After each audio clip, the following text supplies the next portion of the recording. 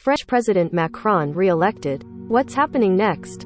After winning re-election, French President Emmanuel Macron intends to go back to work straight away. 3:05. Paris. After winning another 5 years in the French presidential palace, Emmanuel Macron intends to go back to work straight away on domestic and foreign policy, but he will soon face crucial parliamentary elections where he may struggle to keep his majority. Here's a look at what comes next for Macron and his leadership of France. Inauguration ceremony. The Constitutional Council is to publish the presidential election's official results on Wednesday.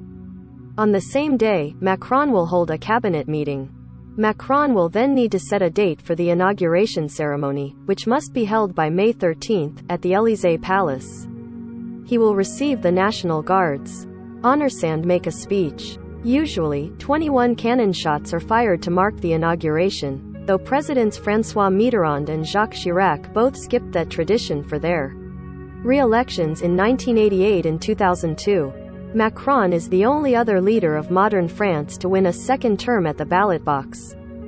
Macron's first moves. Like 5 years ago, Macron plans to quickly head to Berlin, in line with the tradition providing that the newly elected president makes his first trip abroad to neighboring Germany to celebrate the country's friendship after multiple wars.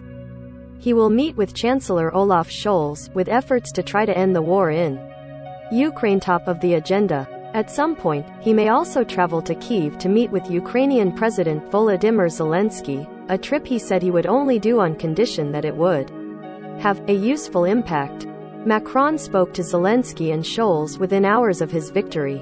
On May 9, Macron is expected to make a speech on Europe in Strasbourg, home to the EU Parliament. At home, he said one of his priorities will be to pass by summer a special law to support purchasing power amid the surge in food and energy prices fed by the conflict in Ukraine. Parliamentary elections. Prime Minister Jean Castex is expected to submit his government's resignation in the coming days. Macron will then appoint a new caretaker government, but ministers will only be in place for a few weeks. Nationwide parliamentary elections, scheduled in 2 rounds on June 12 and 19, will decide who controls a majority of the 577 seats at the National Assembly.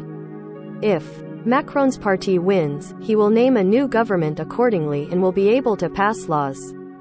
If another party gets a majority of seats, he will be forced to appoint a prime minister belonging to that new majority. In such a situation, called cohabitation, in France, the government would implement policies that diverge from Macron's project. The French president would have sway, however, over the country's foreign. Follow app's coverage of the French election at https://apnews.com/hub/French-election-2022.